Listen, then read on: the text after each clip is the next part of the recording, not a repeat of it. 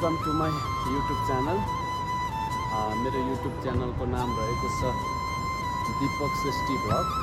सबैले हेरेर साथ पनि सपोर्ट दिनु होला, अनि सबैले सब्सक्राइब पनि गर्नु नबिर्सनु है।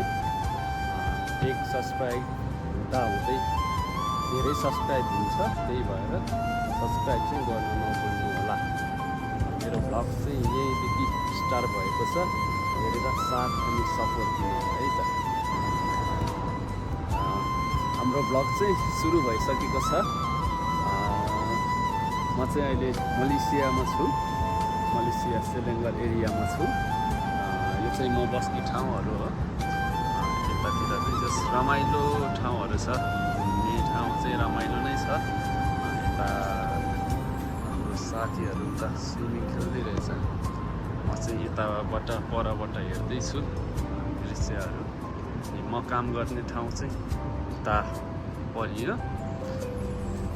त्यही हो, पहिलोचोटि भ्लग बनाएको, कि बोल्न पनि आउँदैन, त्यही भएर जस नराम्रो कमेन्टहरू चाहिँ नगरिदिनु होला।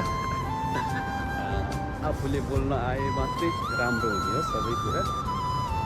त्यही भएर भर्खर कोसिस गर्दैछु, एक दिन राम्रो बनाउने छु भन्दै कोसिस गर्नेछु है।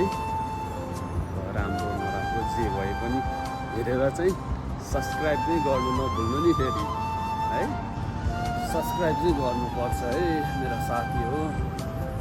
दुःख धेरै हुँदो रहेछ भ्लग बनाउनलाई, धेरै कष्ट हुँदो रहेछ। जति बोल्न खोजे पनि राम्रो नहुँदो रहेछ भ्लग बनाउनु चाहिँ।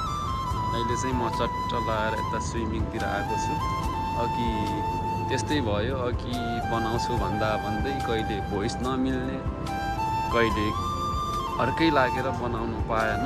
यता चाहिँ म काम गर्ने ठाउँ हो। यता चाहिँ जस रमाइलो सिन छ, राति बेलुका जस आनन्द आउँछ यता बस्नलाई चाहिँ। हाम्रो उता चाहिँ जिम हल छ, अनि यता चाहिँ बास्केटबलहरू खेल्नु मिल्छ।